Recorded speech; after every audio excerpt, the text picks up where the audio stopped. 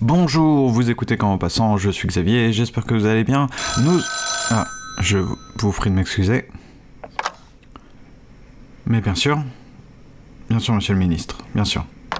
Et maintenant, quelque chose de complètement différent. Il est 18h, nous accueillons un premier invité, un homme de 42 ans qui vivait depuis 16 ans dans une pissotoire. Monsieur, je vais vous poser la question que tout le monde se pose. Qu'est-ce qu'une pissotoire en réalité ? Je n'en ai pas la moindre idée, vous savez, Ah, attendez, s'il vous plaît. Oui, monsieur le président. Non, bien entendu. Merci. Bonne soirée, monsieur le président. Sans plus attendre, nous accueillons Jacques Derrida pour parler des monstres. Bonjour, monsieur. Who and what? Les Français aimeraient vous entendre parler des monstres. Non, il faut que vous posiez une question. Ah, très bien. Nous avons peur des monstres parce que nous avons peur de la mort, n'est-ce pas ? L'amour ou la mort? La mort. J'ai rien à dire de l'amour. Rien. Tout à fait, je vous comprends bien, monsieur Derrida. Donc nous pouvons vous entendre parler au sujet de la mort. Je veux pas traiter la question de l'amour. On devine sa présence dans l'angle mort du champ de vision. Il est au coin d'une rue, sous le lit, tapis dans l'ombre, dans le placard ou derrière les arbres, dissimulé par la végétation, caché, invisible, mais dont on croit sentir la présence, dont on imagine l'existence et dont on craint à tout moment le surgissement. Je le sais, je devrais le savoir, le monstre ne peut pas être là. Impossible. Une telle chose n'existe pas, mais la nuit, lorsque soudain je me réveille à cause d'un bruit, dont je ne sais s'il est produit par le rêve ou par le parquet de ma chambre, je fixe l'obscurité kaléidoscopique où il pourrait avoir trouvé refuge, où je pourrais distinguer sa silhouette dans l'encadrure de la porte. Lovecraft appelle outsider cette chose ou entité, la chose qui arrive et dépasse par le bord, linéaire et pourtant multiple, grouillante, bouillonnante, houleuse, écumante, s'étendant comme une maladie infectieuse, cette horreur sans nom. Gilles Deleuze, 1000 plateaux. Cet être qui semblait hors de portée dans mon imagination seule attendait le surgissement, voilà qu'on l'expose sur l'estrade, devant la foule qui le montre du doigt, voici le temps du freak. L'humain difforme, l'homme monstre qui, sans sorcellerie, par une action de l'homme ou de la nature, est devenu autre chose qu'un homme. Elephant Man ou l'homme qui rit, la figure difforme. Il n'est que vaguement un homme, car de forme, il n'en a plus. Son visage, ses membres, les contours du corps, notre œil ne parvient plus à le saisir. Surtout, notre cerveau ne semble plus à même de nous en fournir une représentation fidèle. The terrible elephant man. Il y a des monstres que l'on peut montrer. C'est même ce qu'on veut. On veut les exposer à la populace, et la populace veut les voir. Pourquoi l'homme voudrait contempler ce qui l'effrayait ? Pourquoi faire sortir le monstre du placard ? Pourquoi regarder sous le lit ? Pourquoi faire face à ce qui nous fiche la chair de poule et nous tord l'esprit ? Il y a une raison derrière la satisfaction de contempler ces monstres que l'on peut montrer. Ces hommes monstrueux sont là pour nous donner une leçon. Une multitude de raisons à cette exposition vient à l'esprit. La fascination du bizarre ou de la différence ne doit pas nous contenter, nous qui tâchons de comprendre. On aime exposer des choses inédites, on déshumanise le moindre être humain en qui l'on voit une particularité, on n'a pas exposé que des monstres dans les salons européens. En voyant ainsi cet être difforme, dont on ne reconnaît pas l'appartenance au genre humain, on se sent, nous qui regardons, humains.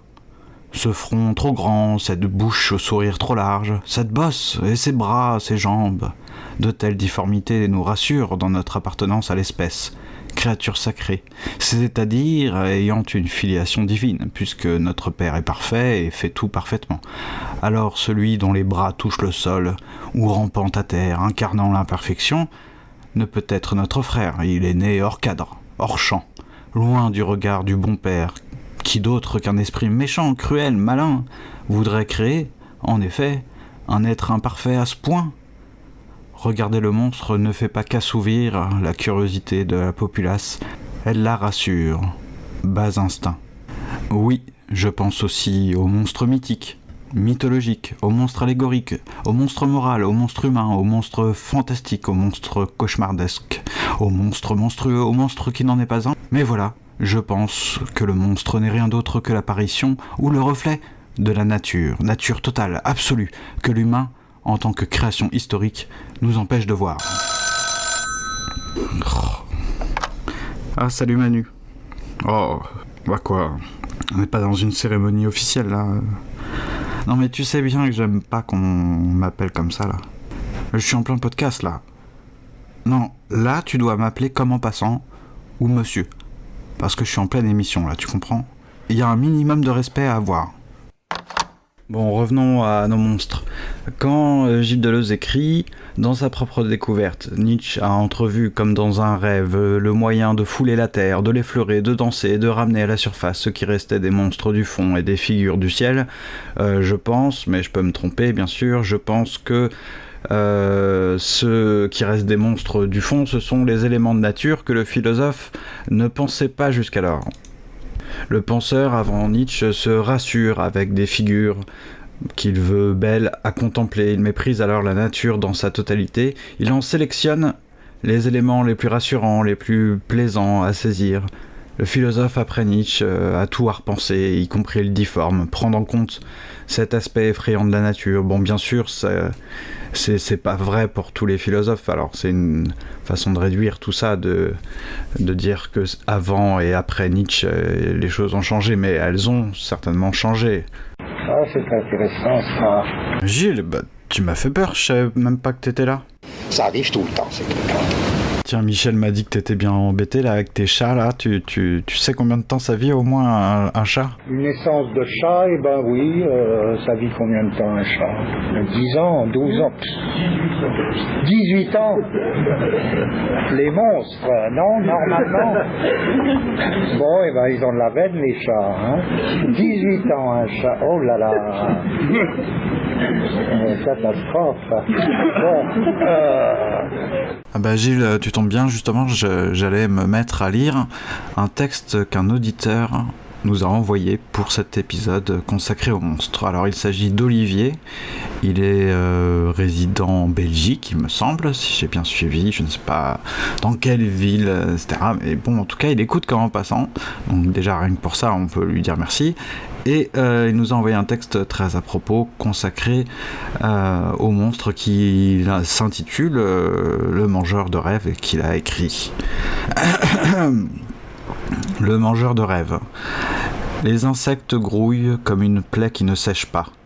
Les insectes sèchent comme des larmes sur ta joue. La valeur de rêve s'élance de son pâle rocher pour susurrer le nom de celui qui ne rêvera plus. La peau, comme une feuille d'une saison passée, se détache de son flanc fertile, accompagné d'un tintement scandaleux. La valeur de rêve souffle dans ma nuque comme cette femme que l'amour n'atteint plus. Déchirée par les crocs de cette créature à l'apparence veule d'un homme, les cendres de mes rêves nourrissent le fumier chaud de ma cervelle. La valeur de rêve gobe mes globes oculaires comme l'ombre se répand sur le sol. Les rires et ricanements de l'existence se mêlent aux craquements qui terrassent chacune de nos vies. La valeur de rêve à avaler. Il ne reste alors, dans ma cervelle bouillie, que l'emplacement gigantesque de mes cauchemars. Et, bon, je suis pas juge, n'est pas un juré de poèmes, mais c'est très bien. Moi, j'aime particulièrement... Attends. Déchiré par les crocs de cette créature à l'apparence veule d'un homme, les cendres de mes rêves nourrissent le fumier chaud de ma cervelle. Bon, je sais pas ce que t'en penses, Gilles, mais... Bah écoutez, ça me rend un peu triste quand on me dit ça. Ah non, Michel, je te connais, tu vas encore râler. Je posais la question à Gilles. ah, c'est intéressant ça. Voilà, merci Gilles. Et d'abord, pourquoi vous rappliquez tout cela aujourd'hui Michel, je t'ai même pas vu rentrer, t'arrives comme ça. Pourquoi t'es là? J'aimerais vous interroger un peu sur le mot « pourquoi ». Bon, joue pas au plus con, hein, parce que tu sais très bien que tu vas perdre, Michel. We passed upon the street.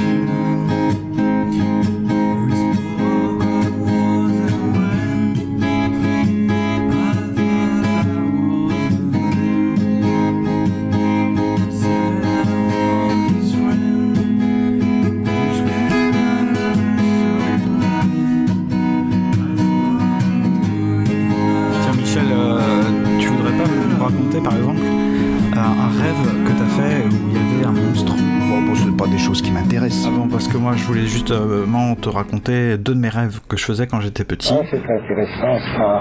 Il y en avait un où j'étais dans une espèce de roller coaster. À l'époque, je jouais à Innomine Satanis Magna Veritas. Tu sais, c'est un jeu de rôle qui était publié par Asmodée Édition. Bon, j'étais dans un roller coaster et après je me retrouvais avec une poupée gonflable avec... Non, c'est pas possible ça. Ok, on s'en fout, je sais bien, l'important c'est pas de raconter ma life, mais c'était pour pas qu'on croie que les représentations de monstres sont identiques, quoi. Chacun ses monstres en fait. Par exemple, on croit que tous les gamins craignent qu'un monstre se cache sous leur lit.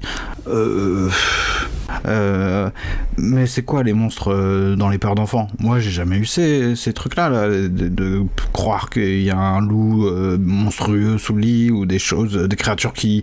Bon si, ça m'arrive maintenant en fait des fois, mais bon ça c'est pas pareil. Oh là là. Moi dans mes rêves, les monstres c'était plutôt des ennemis forts à combattre, tu vois, c'est ça que je voulais dire. Alors, oui, je sais, je m'égare. Bon, revenons, si vous voulez bien, à Lovecraft, dont on va lire un petit texte, un extrait, un début de nouvelle. La nouvelle s'intitule « Celui qui chuchotait dans les ténèbres ». Sachez que vous pouvez vous procurer cette nouvelle, en français, à 2€ chez Folio. Folio 2€ justement. Alors peut-être que la collection n'existe plus, je sais pas, je crois que oui. Ça fait longtemps que je suis pas retourné dans une librairie acheter un livre, c'est inquiétant. Il y a beaucoup de textes de Lovecraft naturellement, la plupart des textes que j'ai sont en anglais, je me vois pas vous lire une nouvelle en anglais comme ça, alors on va lire cette nouvelle en français. Il y a le Necronomicon bien sûr, alors en anglais là j'ai une superbe édition avec une épaisse couverture noire, imitation cuir, l'ouvrage est superbe. La traduction de cette nouvelle, on la doit à Jacques Papy, et non pas Tati, mais Papy, et Simone Lamblin. Alors on les remercie, parce que comme on va lire un petit peu de leur texte, faut bien les remercier. Hein, c'est pas si facile, j'imagine, de traduire du Lovecraft. Bon, celui qui chuchotait dans les ténèbres. On commence, et vous allez voir, la première phrase, je l'aime beaucoup, et puis après, tout de suite, si vous avez déjà entendu ou lu plutôt du Lovecraft, vous allez voir, il y a quelques expressions clés comme ça qui sont mises dès le début. Alors, on y va. Si vous avez joué au jeu de rôle, par exemple, il y a un jeu de rôle sur Lovecraft qui est sympa, qui s'appelle l'Appel de Cthulhu. Bon, allez, hop, on y va. Gardez bien présent à l'esprit que je ne vise à la fin aucune horreur se commettre sous mes yeux. Dire qu'un choc mental détermina mes conclusions, cette dernière goutte d'eau qui me fit quitter en toute hâte la ferme isolée d'Arclay et, la nuit, dans une voiture prise d'autorité, traverser la région sauvage des collines rondes du Vermont, serait méconnaître le plus clair de ma dernière aventure. Malgré toute la part que j'ai prise aux investigations et aux hypothèses de Henry Ackley, malgré ce que j'ai vu, entendu, et l'impression frappante que j'en ai ressentie, je ne saurais démontrer, même maintenant, si mes abominables déductions étaient justes ou fausses. Car au fond, la disparition d'Ackley ne prouve rien. On n'a rien trouvé de suspect chez lui, à part les traces de balles sur la maison et à l'intérieur. On aurait pu croire qu'il était simplement parti se promener dans les collines et n'était pas revenu. Rien ne révélait même qu'il avait eu un visiteur, ni que ces machines et ces horribles cylindres avaient jamais été entreposés dans le cabinet de travail. Sa frayeur mortelle, de tant de vertes collines et de ce ruissellement sans fin des eaux entre lesquelles il était né et avait grandi, ne prouvait rien non plus, car des milliers de gens sont sujets à de telles craintes morbides. L'excentricité d'ailleurs aurait suffi à expliquer son comportement étrange et ses angoisses des derniers temps. Toute l'affaire commença, en ce qui me concerne, avec les mémorables inondations sans précédent dans le Vermont qui survinrent le 3 novembre 1927. J'étais alors, comme à présent, professeur assistant de littérature à l'université de Miskatonic à Arkham, Massachusetts, et amateur passionné du folklore de Nouvelle-Angleterre. Peu après, parmi les articles de toutes sortes sur les épreuves, les peines et les secours organisés, dont la presse était pleine, apparurent des histoires bizarres, de créatures qu'on aurait vues flotter sur certaines rivières en crue. au point que plusieurs de mes amis se lancèrent dans de curieuses discussions et firent appel à moi, pour jeter si possible un peu de lumière sur la question. Flatté que l'on prit au sérieux mes études folkloriques, je m'efforçais de minimiser les contes extravagants si nettement inspirés de vieilles superstitions paysannes. Je m'amusais d'entendre des gens cultivés soutenir que ces rumeurs pourraient être fondées sur la déformation de quelques mystérieuses réalités. La plupart de ces bruits me parvinrent par des coupures de journaux, mais l'un, de source orale, fut transmis à un de mes amis par une lettre de sa mère venant de Hardwick, dans le Vermont. Dans tous les cas, les descriptions concordaient pour l'essentiel, même si elles semblaient se référer à des origines différentes. L'une de la rivière Winooski près de Montpellier, une autre de la West River dans le comté de Windham en aval de Newfoundland, et une troisième dans la Passumpsic, comté de Caledonia, en amont de Lyndonville. Naturellement, beaucoup d'articles isolés en mentionnaient d'autres, mais finalement, tout paraissait se ramener à ces trois sources. Chaque fois, les gens du pays disaient avoir vu une ou plusieurs bêtes très bizarres et inquiétantes dans les eaux tumultueuses qui ruisselaient du haut des collines désertes, et l'on avait tendance en général à les rattacher à un cycle légendaire primitif, presque oublié, que les vieux exhumaient pour la circonstance. Ce que les gens croyaient avoir vu étaient des formes organiques assez différentes de celles qu'ils connaissaient. Il y avait eu évidemment beaucoup de corps humains charriés par les eaux pendant cette période tragique. Mais ceux qui décrivaient les formes étranges étaient absolument sûrs qu'elles n'étaient pas humaines, malgré quelques ressemblances superficielles de taille et de contour. Il ne s'agissait pas non plus, disaient les témoins, d'une sorte d'animal connu dans le Vermont. Ces créatures rosâtres d'environ 5 pieds de long avaient un corps de crustacés portant une énorme paire de nageoires dorsales ou d'ailes membraneuses et plusieurs groupes de membres articulés, plus une espèce d'ellipsoïde enroulé sur lui-même, couvert d'une multitude d'antennes très courtes et qui tenait lieu de tête. Les récits d'origines différentes coïncidaient vraiment de manière remarquable, mais moins étonnante cependant, si l'on songe que les vieilles légendes, répandues autrefois dans tout le pays des collines, suggéraient une image hideusement frappante qui avait pu influencer l'imagination des témoins. Je conclus donc que ces témoins, habitants simples et naïfs du fond des bois, avaient aperçu les corps meurtris et gonflés d'hommes et d'animaux de ferme dans les eaux tourbillonnantes, et les souvenirs confus d'anciennes traditions leur avaient fait prêter à ces pitoyables cadavres un caractère monstrueux. Ah, c'est intéressant ça. A-t-on oublié ce qu'un film comme Elephant Man, par exemple, peut nous faire comprendre sur le monstrueux ? Je veux dire, l'horreur fascine le genre humain, peut-être de façon tout à fait honnête, mais j'aimerais qu'on essaie de voir si le monstre et l'horreur ne seraient pas liés uniquement par le récit. Je veux dire, on ne cesse pas de penser au monstre comme une bête qui nous dévore, ce genre de choses, mais le monstre en tant que monstre, c'est pas ce qui nous dévore. Il y a d'autres bêtes, et des non-bêtes qui dévorent, qui nous dévorent. Il y a plein d'autres trucs qui nous effraient ou nous angoissent dans une existence. Est-ce que la mort est un monstre ?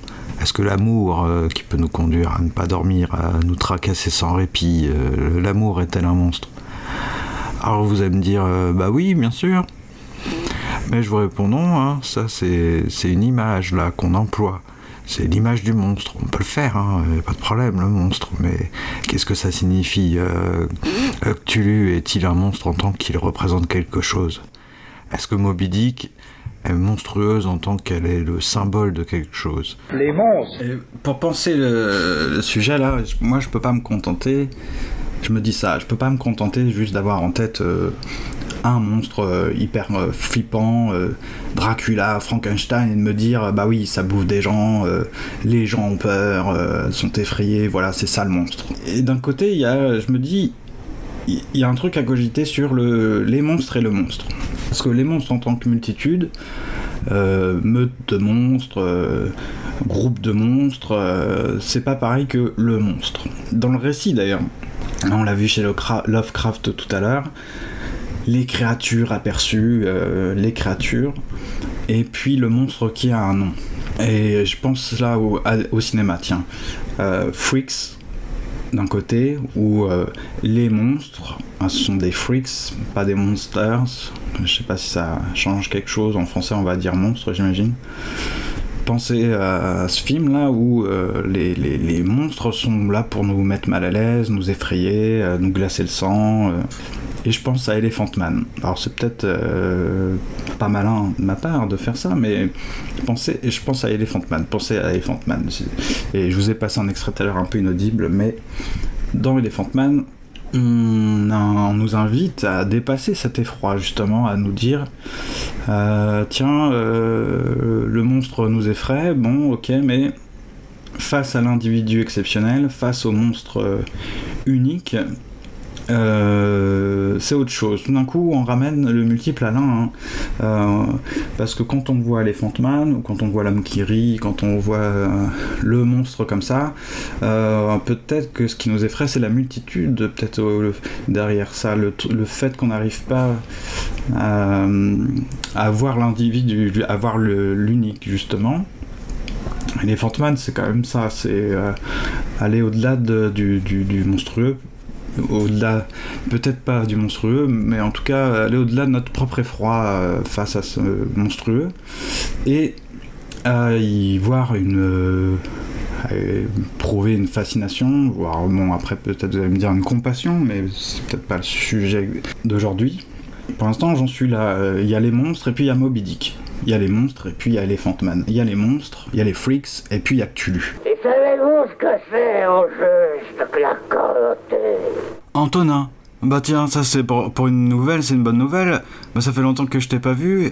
T'as trouvé tout seul l'adresse du studio de Comme en passant? Bah, voulez-vous dire, monsieur Artaud? Encore une fois, moi là ce que j'essaie de faire, c'est de ne plus adopter le point de vue initial qu'on prend naturellement, parce que c'est le nôtre, un point de vue de spectateur. Je veux dire, quand on pense au monstre, on pense naturellement à ce qu'on ressent face au monstre, à ce que ça fait d'en voir un. Et après, on se demande éventuellement, quand on adopte ce même point de vue, mais avec une posture intellectuelle, on se demande ce que ce monstre représente ou symbolise. Et là, il y a toutes sortes d'interprétations, hein.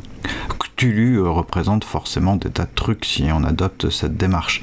Mais pourtant, aussi bien l'horreur qu'on ressent comme spectateur ou le symbole qu'on imagine comme intellectuel, c'est pas ce qu'est le monstre en tant qu'il est un monstre.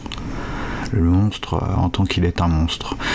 C'est pour ça que je disais tout à l'heure que Cthulhu ne représente rien, que le Moby Dick ne représente rien.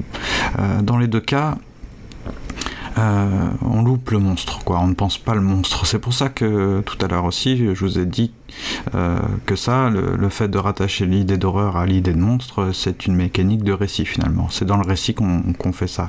On raconte que le monstre nous fiche les pétoches et on raconte des histoires où le monstre représente quelque chose. Soit l'horreur, soit un sentiment moral, bref.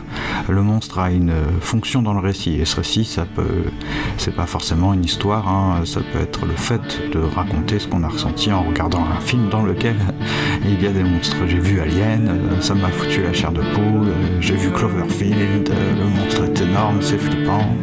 Oui, je dis une chose bizarre.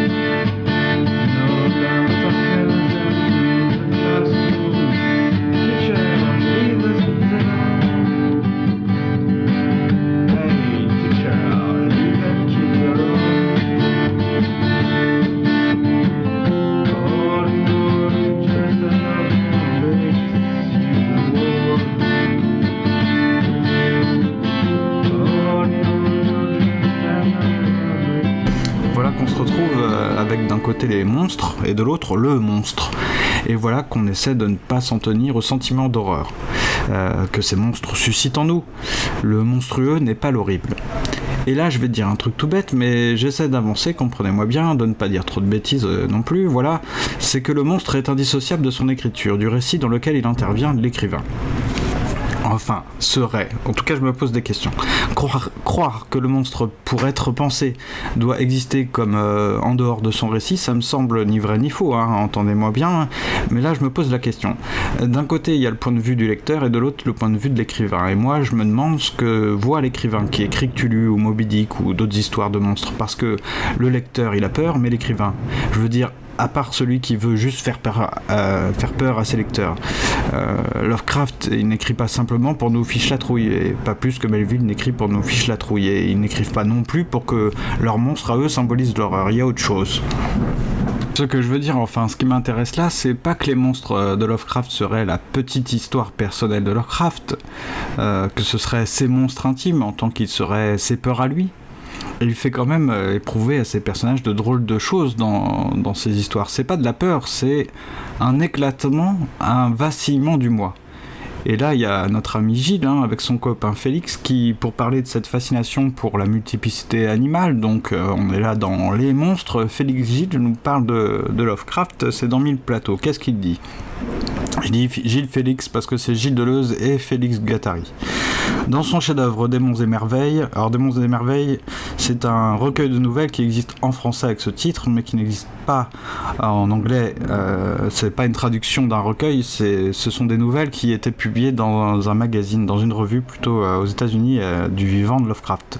Dans son chef-d'œuvre Démons et Merveilles, Lovecraft raconte l'histoire de Randolph Carter, donc la nouvelle s'appelle le témoignage de Randolph Carter, qui sent son moi vaciller et qui connaît une peur plus grande que celle de l'anéantissement. Des Carter, de forme à la fois humaine et non humaine, vertébrés et invertébrés, animal et végétal, doués de conscience et privés de conscience, et même des Carter n'ayant rien de commun avec la vie terrestre, sur des arrière-plans de planètes, de galaxies et de systèmes appartenant à d'autres continuums cosmiques. S'enfoncer dans le néant ouvre un oubli paisible, mais être conscient de son existence et savoir pourtant que l'on n'est plus un être défini distinct des autres êtres, ni distinct de tous ces devenirs qui nous traversent. Voilà le sommet indicible de l'épouvante et de l'agonie. Cette fascination pour la multiplicité, pour les monstres, montre que cette multiplicité existe déjà en nous. Ça, c'est un point de vue d'écrivain, là. Le sommet indicible de l'épouvante et de l'agonie, aux yeux de Lovecraft, qui comprend que cette fascination pour ces monstres, pour cette multiplicité, cette meute, n'est possible que parce qu'en lui, en soi, il y a déjà une multiplicité qui nous habite. Ça va, Gilles, j'ai bien lu le passage. Oh là là. Ah mince, c'était si pire que ça. Je sais bien que j'ai pas tout compris, mais je suis sûr en tout cas j'ai l'intuition qu'il faut rapprocher cette multiplicité, les monstres de l'unique, le monstre. Bon, un peu plus loin, tu cites avec Félix un autre texte de Lovecraft, une nouvelle, l'Outsider. Lovecraft appelle Outsider, dis-tu, cette chose ou entité, la chose qui arrive et dépasse par le bord, linéaire et pourtant multiple. Et là tu cites le texte, grouillante, bouillonnante, houleuse, écumante, s'étendant comme une maladie infectieuse, cette horreur sans nom. C'est toujours dans 1000 plateaux. Avec un truc pareil à penser, le monstre c'est pas tant quelque chose qui déroge à la règle, qui n'est pas commun, que la chose, c'est-à-dire ce qui est impossible à saisir. Et ça, en philosophie, de ce que j'ai retenu, ça peut s'appeler la chose en effet, et la sidération, la terreur sans nom que ça nous inflige, quand cette chose est là, ça s'appelle l'affect, il me semble. On ne peut plus continuer à considérer Cthulhu ou Moby Dick comme des individus, et on ne peut plus considérer les monstres comme un genre, comme une espèce, sinon on oublie le travail de l'écrivain. Ce serait pas écouter ce que le capitaine Ahab dit de la baleine blanche Moby Dick, qui est le mur blanc qu'il faut atteindre. C'est pour ça qu'il me semble que Gilles dit que Moby Dick, la chose, l'outsider, Cthulhu, n'est pas un individu mais un phénomène de bordure.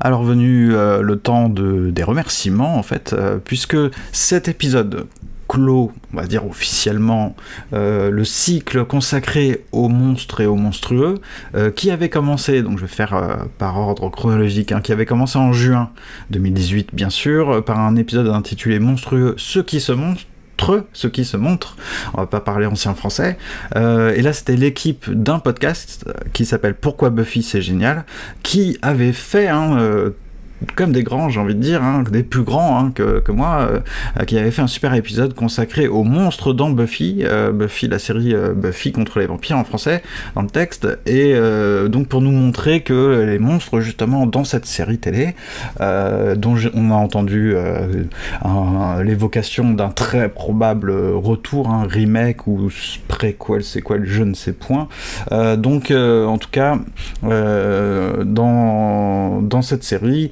il y a des monstres, bien sûr, notamment des vampires, mais pas que, et ces monstres nous montrent des vices, des excès, un caractère monstrueux qui est finalement présent dans l'homme.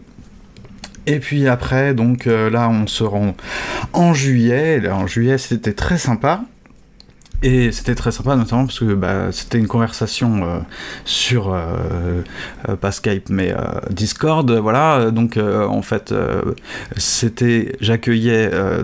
Et d'ailleurs, c'était le premier invité de Comment Passant, parce que, en tout cas de cette façon-là, c'est vrai qu'il y a aussi Michel, mais ça remonte un petit peu aux épisodes de la première saison sur beaucoup de sujets philosophiques.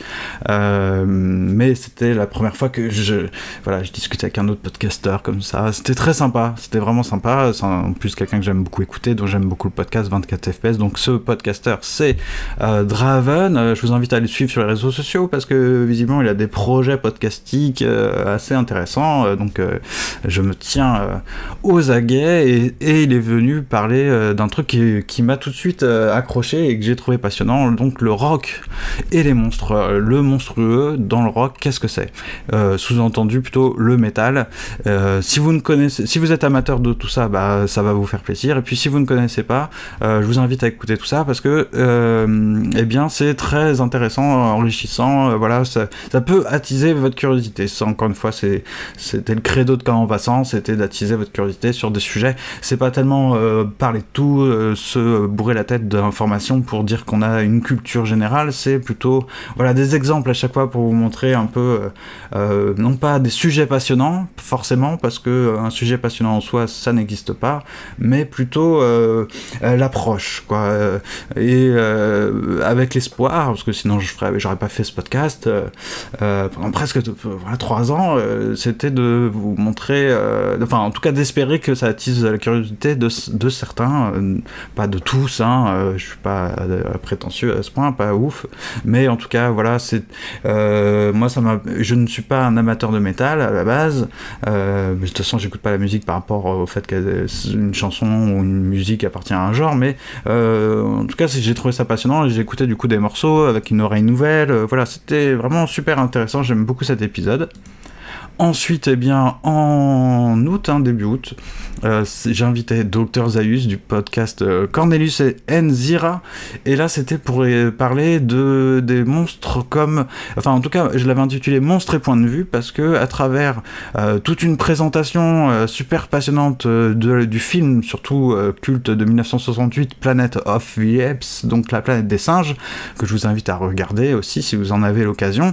En tout cas, écoutez cet épisode, c'est sympa, ce qui m'intéressait, c'était de voir à travers je sais bien, c'est les films cultes de la science-fiction comme ça sont rarement des coquilles vides, on va pas, il y a autre chose que des effets spéciaux ou 2-3 bonnes idées, il y a un fond, je vais pas forcément employer à tort le terme philosophique, mais en tout cas il y a une vision politique, une vision sociale, il y a une réflexion quand même derrière, et c'est pas que du symbole, il y a aussi des transformations, je pense une proposition proprement cinématographique, donc je vous invite à écouter cet épisode. Donc ça c'était l'épisode d'août, début août, avec Dr Zaius, que je salue au passage. Et puis Eh bien, récemment, enfin en tout cas mi-août, on a eu un épisode très sympa. Alors là, plutôt, voilà, Dr Zaius et Draven, c'était un petit dialogue, ou en tout cas, bon, j'étais là pour animer, présenter, mais bien sûr, je n'avais pas des millions de choses à dire, parce que c'est des sujets forcément que je ne connaissais pas. Et eux, les connaissaient, ces sujets, très bien, c'était vraiment très passionnant. Le Monstre Show, donc ça date du 16 août 2018. Le Monstre Show, c'est un peu comme a fait le podcast Papa, Pourquoi Buffy c'est génial. C'est-à-dire, c'est un épisode, une sorte de hors-série de leur propre podcast, mais qui est intégré dans mon flux, dans Comme en passant, parce que le sujet c'est le monstre, et ça s'insère dans le cycle sur le monstrueux. Ça vous permet, vous, de découvrir des podcasts intéressants, parce que les deux, j'ai été vraiment pas agréablement surpris, ça veut rien dire, mais en tout cas, j'étais bluffé par la qualité du montage. Il y a une vraie écriture, une petite scénarisation de chaque épisode. Le Monstre Show, donc le podcast, c'est Tu aimes les films d'horreur. Et donc d'habitude c'est une équipe qui regarde un film d'horreur et qui vous raconte tout ça avec énormément d'humour, et cet épisode il est super drôle franchement à écouter, et puis voilà, donc ça va vous parler de plusieurs monstres assez connus dans les films, je veux pas vous spoiler, mais bon voilà, il va y avoir du Chucky, etc. Voilà, ça va parler de monstres, de fantômes, etc., de créatures, de Frankenstein et tout, et voilà, c'est un épisode qui est assez dense, où il se passe pas mal de trucs, et le montage est absolument ouf. Franchement, c'est super agréable à écouter. Je connaissais pas ce podcast, parce que je peux pas connaître tous les podcasts. Je me suis presto abonné, et j'ai trouvé ça vraiment super sympa. Donc ça, c'était l'épisode du 16 août 2018. Là, on est tout début septembre a priori, quand vous écouterez ma voix, et donc je remercie Olivier, un auditeur belge, qui nous a envoyé ce poème que j'ai lu, voilà. Donc c'est le moment de vous dire salut, de vous claquer la bise. Si vous avez aimé ce petit cycle, écoutez, partagez-le, commentez-le, abonnez-vous au podcast, mettez 5 étoiles sur iTunes, etc., vous connaissez les bails. Et encore une fois, je vous remercie d'avoir écouté, et je remercie tous les gens qui ont soit participé directement à ce cycle des monstres dont on a parlé, que j'ai évoqué, dont j'ai cité les noms, soit les gens qui ont simplement donné leur avis sur Twitter, qui ont partagé les épisodes. Voilà, ça c'était très sympa de leur part. Allez, bonne rentrée si c'est une rentrée, et sinon bonne fin de vacances si c'est encore un petit peu les vacances. Ciao ciao.